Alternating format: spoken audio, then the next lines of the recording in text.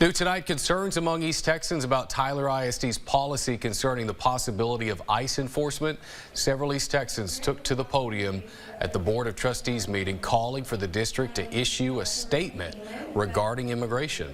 The meeting comes after President Trump's administration determined schools, churches, and medical facilities could be considered fair game for detaining illegal immigrants.